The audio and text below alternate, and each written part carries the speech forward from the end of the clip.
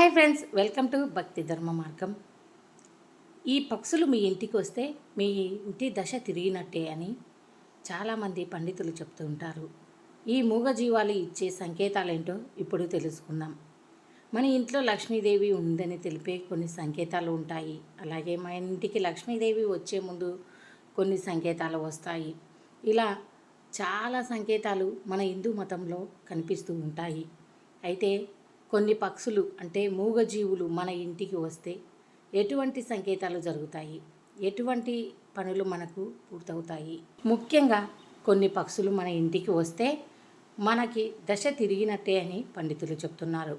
హిందూ మతంలో పూజనీయమైన దేవుళ్ళు, దేవతలు, పక్షులు, జంతువులు, వృక్షాలు తమ వాహనాలుగా ఉపయోగిస్తూ ఉంటారు. కొన్ని చెట్లను దేవాలయంలో పవిత్ర వృక్షాలుగా పేర్కొంటారు. కొన్ని జంతువులను దేవుళ్ళ దేవతల వాహనాలుగా కొలుస్తూ ఉంటారు. అలాగే పక్షులను కూడా పూజిస్తూ ఉంటారు. కొన్ని పక్షులు మన ఇంట్లో పెంచుకోవటం లేదా మన ఇంటికి అకస్మాత్తుగా రావటం వల్ల మనకు మంచి జరుగుతుంది. దీని వెనుక కొంత ప్రకృతి పరిరక్షణ కూడా దాగి ఉందని పండితులు చెప్తున్నారు. అయినప్పటికీ మన వాస్తు శాస్త్రం చెప్తున్న దాని ప్రకారం కొన్ని పక్షులు మీ ఇంటి ముందుకు వచ్చి వాలినా, ఇంట్లోకి వచ్చిన కొన్ని నిర్దిష్ట సంకేతాలను మనకు ఇస్తున్నాయట. మరి ఏ పక్షులు మన ఇంటికి వస్తే అదృష్టం లేదా ఇబ్బంది కలుగుతాయో ఇప్పుడు ఈ వీడియోలో క్లియర్గా తెలుసుకుందాం. వీడియో ఎక్కడ స్కిప్ చేయకుండా పూర్తి వరకు చూసేయండి. మొదటిసారిగా మా వీడియో చూస్తుంటే, మా ఛానల్ చూస్తుంటే సబ్స్క్రైబ్ చేసేయండి. మన భారతీయ సంస్కృతిలో పక్షులు ఇంటికి రావటం గురించి వివిధ నమ్మకాలు ఉన్నాయి.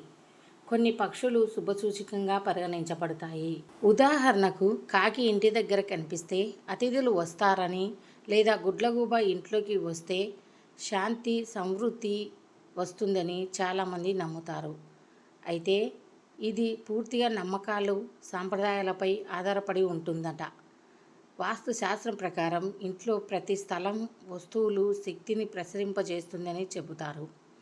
ఆ విధంగా వాస్తుశాస్త్రంలో ఒక పక్షి ఇంటికి వస్తే ఎలాంటి ప్రయోజనాలు కలుగుతాయో వివరిస్తుంది.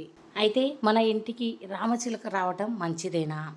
వాస్తు ప్రకారం ఇంట్లో రామచిలుక మరియు దాని శబ్దం చాలా శుభసూచకంగా పరిగణించబడుతుంది.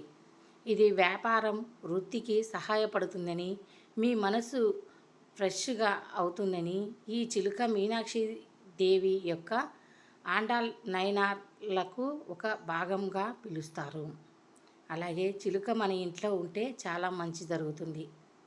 చిలుక శబ్దం వింటే మనకు మనశ్శాంతి లభిస్తుందట.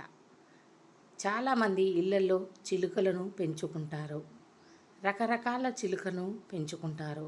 చిలుకలు రెక్కలు చాలా అద్భుతంగా ఉంటాయి.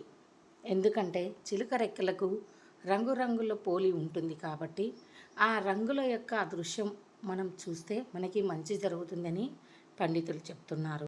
ఇలా చిలుక అకస్మాత్తుగా మీ ఇంటికి రావడం కానీ, మీ ఇంటిపై గూడు పెట్టడం కానీ, లేదా మీరు చిలుకను తెచ్చుకోవడం కానీ చాలా మంచిదట. చిలుక ఇంట్లో ఉంటే ఒక శుభప్రదమైన పాజిటివ్ ఎనర్జీ వస్తుందని పండితులు చెప్తున్నారు.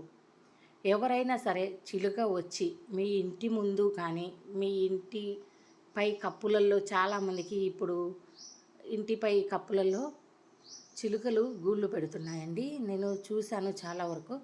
అలా గూళ్ళు పెడితే చాలా శుభప్రదమని, వారికి త్వరలోనే లక్ష్మీదేవి ఆకర్షణ కలుగుతుందని పండితులు చెప్తున్నారు. అలాగే నెమలి. పూర్వకాలంలో అయితే నెమళ్ళు ఎక్కువగా మనుషులతో పాటు సంచరిస్తూ ఉంటాయట. కానీ ఇప్పుడు ఈ జనరేషన్లో నెమళ్ళు అనేవి కనిపించవు. మనం ఎక్కువగా పార్కులు, జూ పార్కులలో మాత్రమే చూస్తూ ఉంటాము. అదే కొండ ప్రాంతంలో ఉండే వాళ్ళకి మాత్రం తరచుగా నెమళ్ళు కనిపిస్తూ ఉంటాయి. పల్లెలలో నెమళ్ళు పెంచుకుంటూ ఉంటారు. అలా నెమలి మన ఇంటి మీదకి వస్తే మంచిదేనా, లేదా మన ఇంట్లోకి వస్తే మంచిదేనా? వాస్తు నిపుణుల అభిప్రాయం ప్రకారం ఇంట్లో నెమలి ఉండటం చాలా శుభప్రదంగా పరిగణించబడుతుంది. తమిళ దేవుళ్ళు మరగన్ వాహనమైన నెమలి ఇంట్లోకి లేదా నివాస ప్రాంతంలోకి ప్రవేశిస్తే ఆ ఇంటి సమస్యలు మరియు ఇబ్బందులు తొలగిపోతాయట. అలాగే వాస్తుశాస్త్ర ప్రకారం మన ఇంట్లో నెమలి ఈకలు ఉన్నా చాలా మంచిదట. సుబ్రహ్మణ్య స్వామి వాహనమైన ఈ నెమలి మన ఇంట్లోకి రావటం లేదా మన ఇంటి పై కప్పు పై వాలటం కూడా చాలా మంచిదని, ఇలాంటి సంకేతం ఇలాంటి పక్షి వస్తే మీకు త్వరలోనే మీకున్న ఆర్థిక ఇబ్బందులు, మీకున్న సమస్యలన్నీ తీరిపోతాయని వాస్తుశాస్త్రం ప్రకారం పండితులు చెప్తున్నారు. ఇంట్లోకి మీ నివాస ప్రాంతంలోకి నెమలి ప్రవేశించడమే ఒక అదృష్టమని చెబుతున్నారు. అలాగే ఇప్పుడు చాలామంది పావురాలను పెంచుకుంటూ ఉంటారు. మనం బయట ఎక్కడ చూసినా అవి పావురాలు కనిపిస్తూ ఉంటాయి. అవి గుడ్లు పెట్టే సమయానికి మన ఇంటి పై కప్పు పైన కానీ, మన ఇంటి చుట్టూ ఏదైనా రంధ్రాలు ఉన్నా సరే వచ్చి అక్కడ గూడు కట్టి గుడ్లు పెడుతూ ఉంటాయి. వాస్తుశాస్త్రం ప్రకారం ఇంట్లోకి పావురాలు రావటం శుభప్రదంగా పరిగణించబడుతుంది. అయితే మన ఇంట్లో పావురాలను పెంచుకోవటం మనకి ఇబ్బందికరంగా ఉంటుంది. అవి చేసే శబ్దం ఒక ఇరిటేషన్ వస్తుంది. అవి దుమ్ము అలాంటివి వ్యాప్తి చేస్తూ ఉంటాయి. అలా చేస్తే మనకి అనర్థమే అని చెబుతున్నారు పండితులు. అందుకే ఎక్కువగా ఇంట్లో పావురాలు పెంచకుండా ఉండటమే మంచిదట.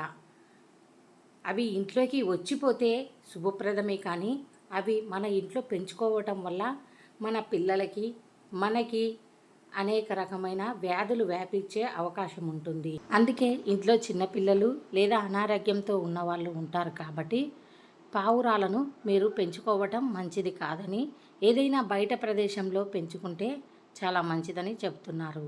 అలాగే హంసలు మన ఇంటిలోకి కానీ ఇంటి చుట్టుపక్కలకి రావటం మంచిదేనా? హంసలు సాధారణంగా ఇంటి ఆవరణల్లో కనిపించడం చాలా అరుదు. ఎందుకంటే ఇంటి చుట్టుపక్కల కొలను వంటివి ఉంటే మనకు కనిపిస్తూ ఉంటాయి. ఇవి ఆధ్యాత్మిక పవిత్రత, సానుకూల శక్తిని సూచిస్తాయట. ఇంటికి ఈ హంసలు వస్తే లేదా ఇంటి దగ్గర కనిపిస్తే అది చాలా అత్యంత శుభప్రదంగా పరిగణించబడుతుంది. అలాగే తెల్ల హంసలు కనిపిస్తే చాలా మంచిదట. పాలపిట్ట సాధారణంగా శ్రమ, స్థిరత్వం, పట్టుదలకు సంకేతంగా చూస్తారు. దీని విశిష్టమైన రంగు రూపం ఎంతో ఆకర్షణీయంగా ఉంటుంది. ఇది ఇంటి దగ్గర కనిపిస్తే కొంతమందికి దీన్ని శుభప్రద సంకేతమని భావిస్తారు.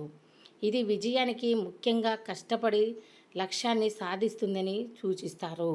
పండితులు కూడా పాలపిట్ట ఇంటి దగ్గర కానీ మన ఇంటి చుట్టూ చెట్ల మీద కానీ కనిపిస్తే చాలా మంచిదని, మీకు అదృష్టం లభిస్తుందని చెబుతున్నారు.